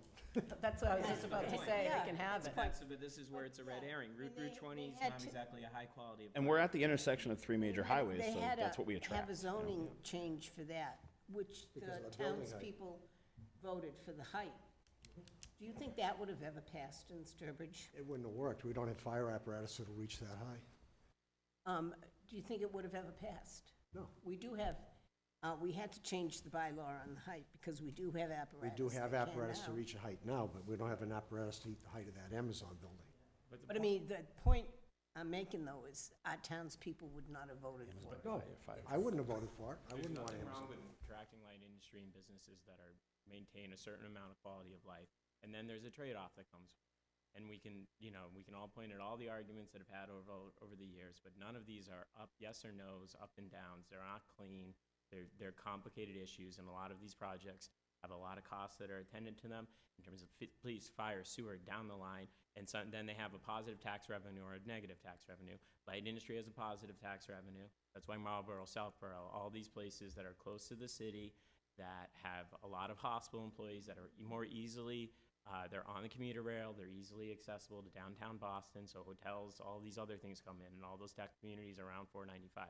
There's all of these interesting points, but to frame it as a one side versus the other, somebody's right or somebody's wrong, which some of the conversation tonight has veered toward, doesn't seem particularly effective. Okay, so Kevin, do you have any other ideas on revenues? Well, I mean, are there any opportunities you get all the reports from the STA, from the planning, all that. Are there any revenue gaining things on the horizon at all? Well, things are starting to fill up. I disagree. I think our vacant buildings get filled up pretty well. J.C. Penney closed. I know people who work there had nothing to do with whether or not they were meeting their monthly quota. Their contract, that whole complex was sold, and they're not a Simon, they're not affiliated with the mall, so they closed. That complex was not sold. It's still owned by the same It's people. still, it was Yes, their- it is. Okay, so I got the wrong information there, but I was told that they were meeting their monthly quota. I don't know what was going on with I mean, J.C. Penney. that I know what was closed- going on with the owner of the complex. Oh, okay. Well, that closed. Now we have Planet Fitness going there. I don't think that things aren't getting filled up, Get his name, and he's a friend of And mine. we were God rest his flexible soul. on the He parking passed away. capacity and on the signage and all that, which was a wonderful thing to do. We allowed them to increase their signage and reduce their parking requirement because of the change in the business structure. So that was very business-friendly, I admit that. Right. No, I don't think buildings stay empty long in Sturbridge. I don't agree with that. Well, it depends on the building, which I suppose can be debatable. But, Well, no, the Friendly's closed, Teddy G's bought it up. but the buildings at the Hobbs Brook, they stay vacant for quite a while. Well, I think that's indicative of strip, I think that's indicative That's of brick and strip mortar malls retail that's just suffered. everywhere. A lot to do with the ownership. But even if you fill it back up, you're just replacing the same revenue source. You're not adding new revenue. It's the addition of new revenue is what we need. Well, also, but when we've had new businesses come in, we've given them all TIFs. And so, again, we're not getting the fruits of their real estate taxes right now. We're not. We've had new growth, but we're not getting the money from the new growth yet. Again, as we discussed earlier, the TIFs doesn't Yes, allow us to well- grow the size of the pie. But All it's it does is change the Hold on, distribution. though, Kevin, you But where said, you move the but your question was, what have we done for new business growth? That's what you asked. And we're not talking about the levy limit and the size of the pie, and it's getting divided up the same way, da-da-da.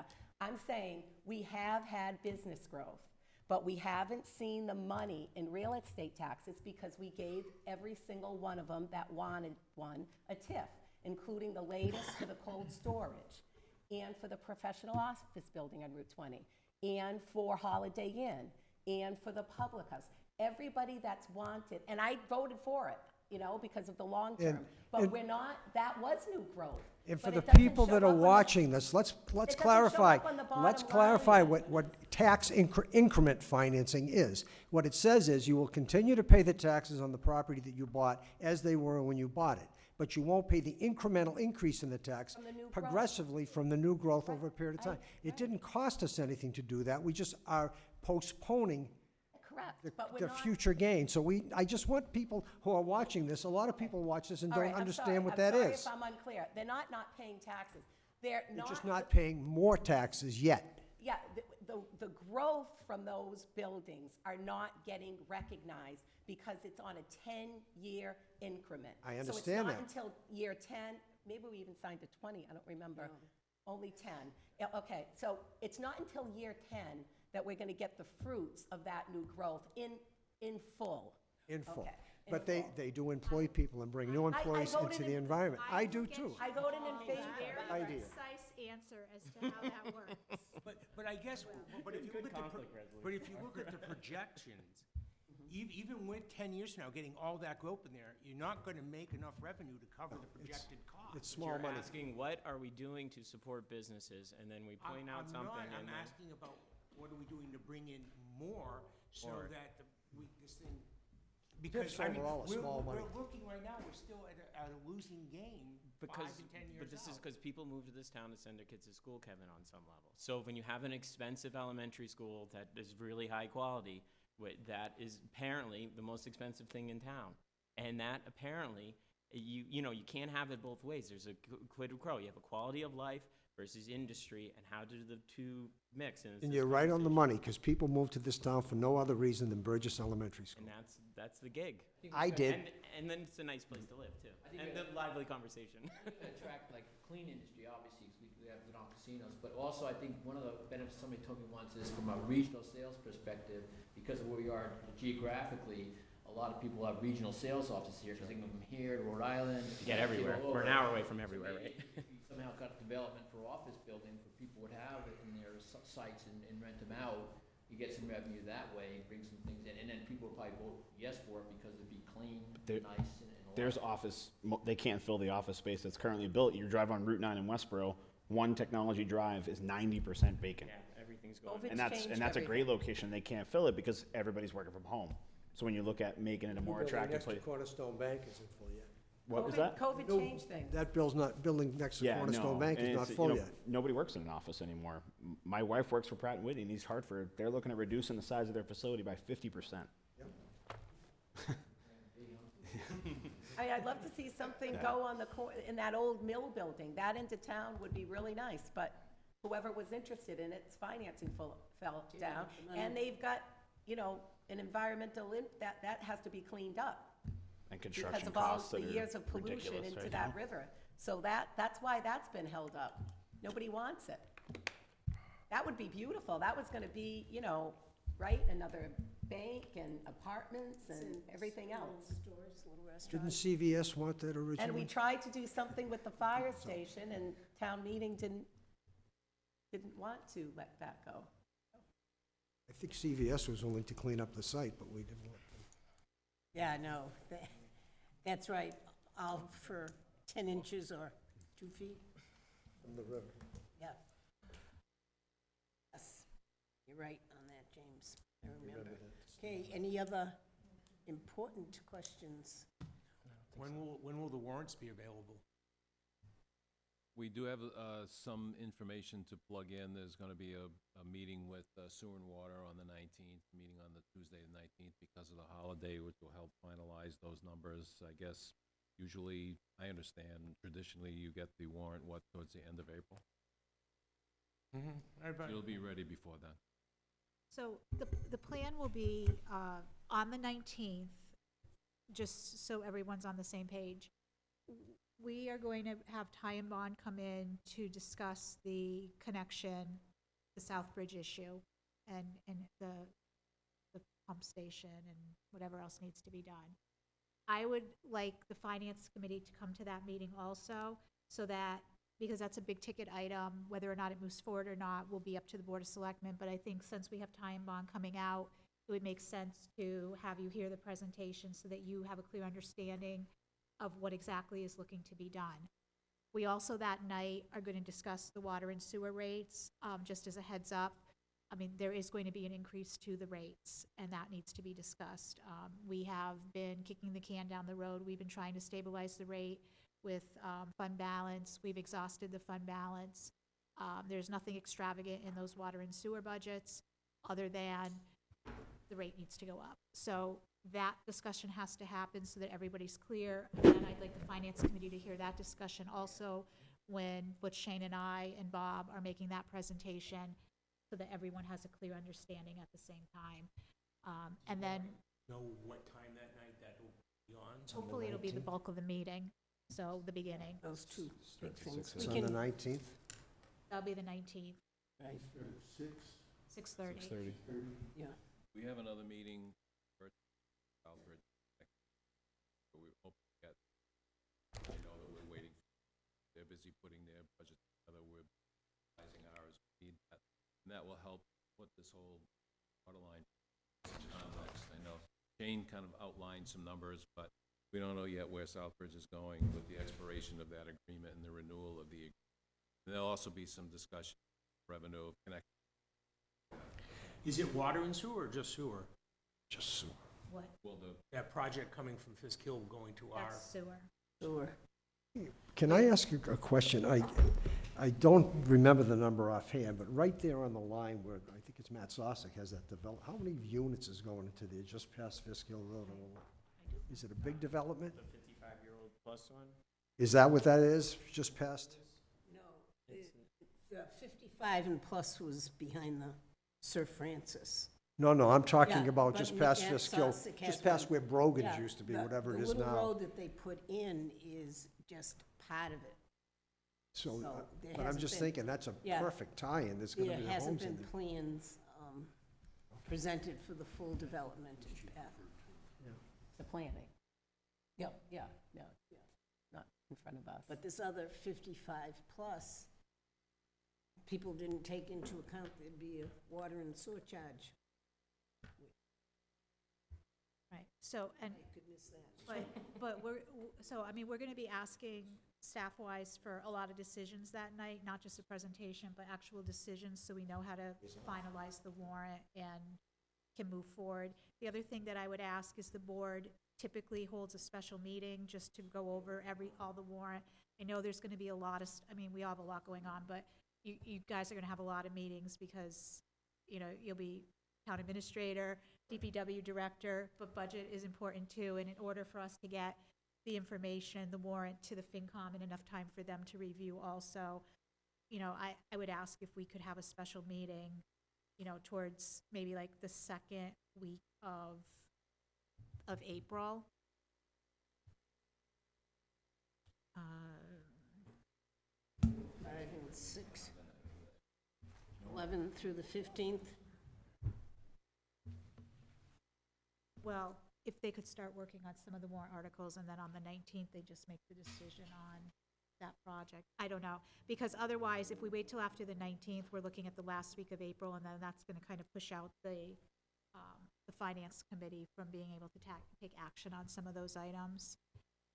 Are we gonna have the information on the sewer from Southbridge though? Because I don't wanna rush.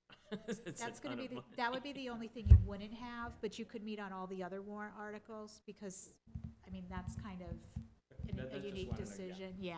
That's probably not what's being rushed. Anyone know their calendar Said that week? So I don't, like, the week of the 11th probably would make more sense, because that would give us, I mean, we're already in the week of the 4th is Monday, so. Wednesday, 11th is Thursday. the election, Yeah. So I can't meet on the 11th, Me neither. and the election, yeah, and it's the election too, so yeah. But maybe Tuesday? How's it, does the planning board have a meeting then? Tell you in a sec.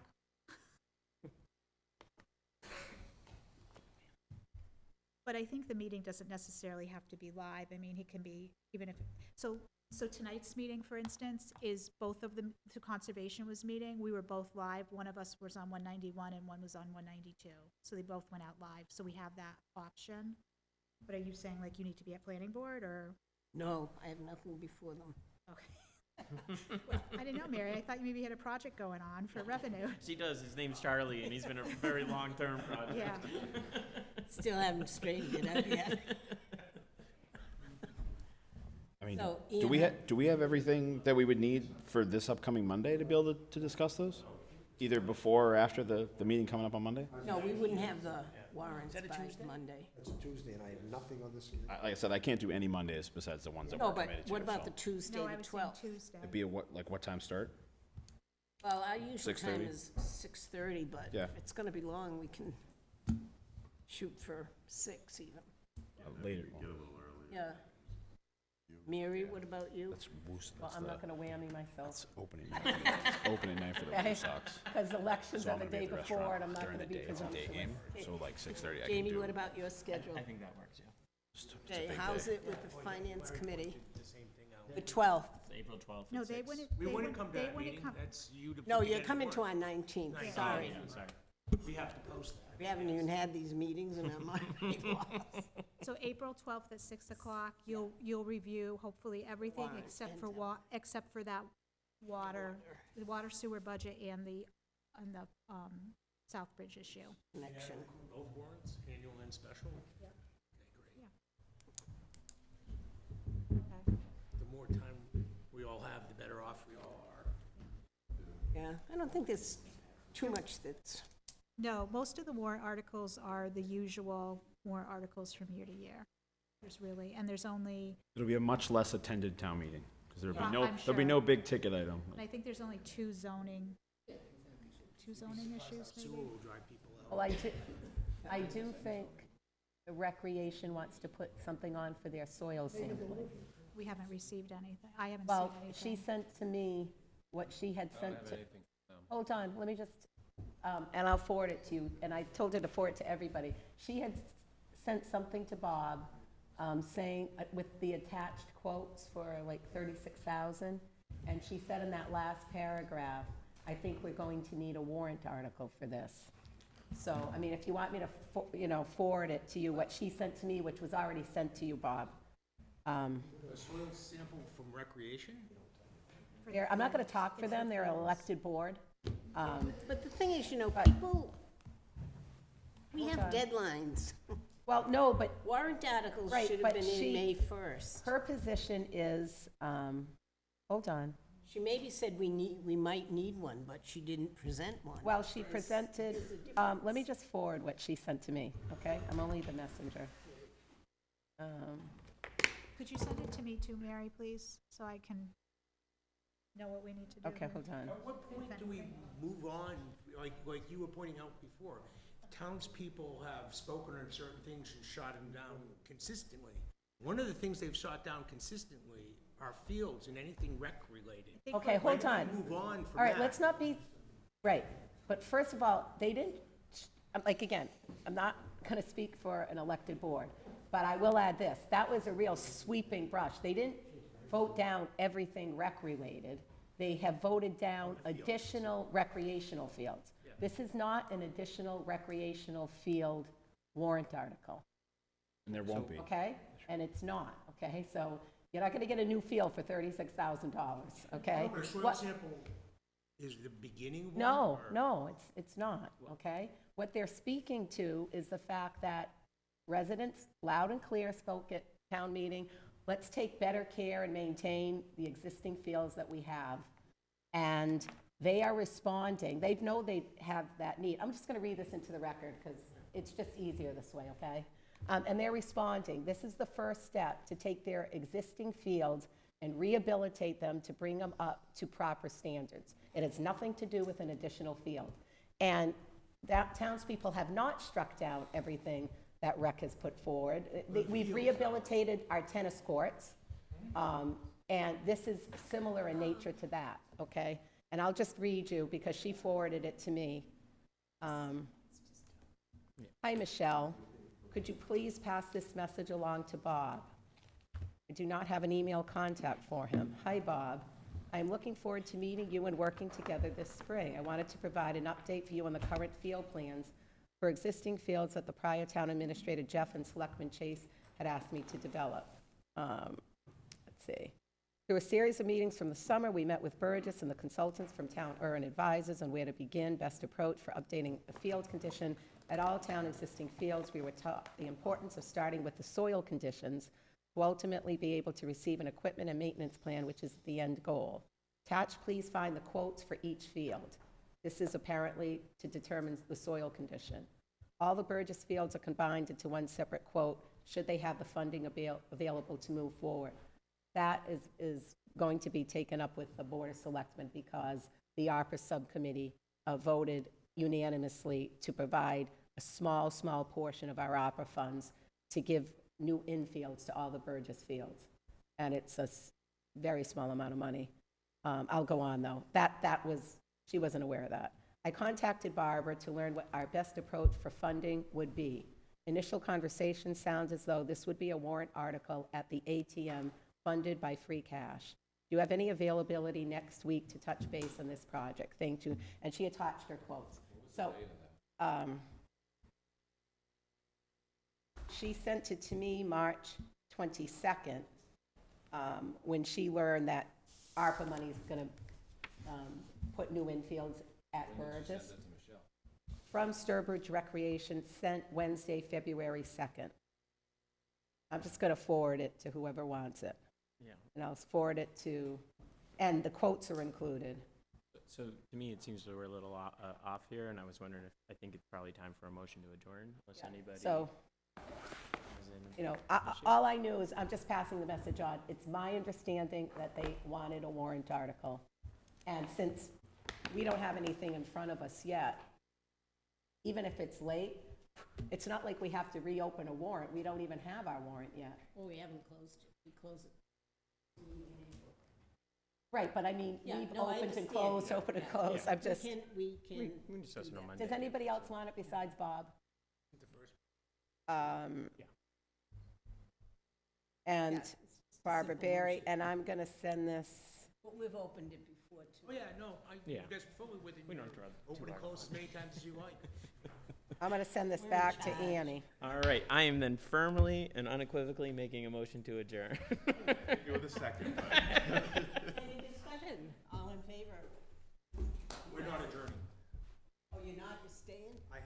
there's still more business for tonight's warrant for us. I sent out an email with what we were doing tonight. I sent it to I sent it to the two of you. and Free to Andy take my Raphael. seat. Sure. I'm out of the loop on it. I shouldn't really be in the loop, but I've got it now, so. I don't even remember where I lived last, but early.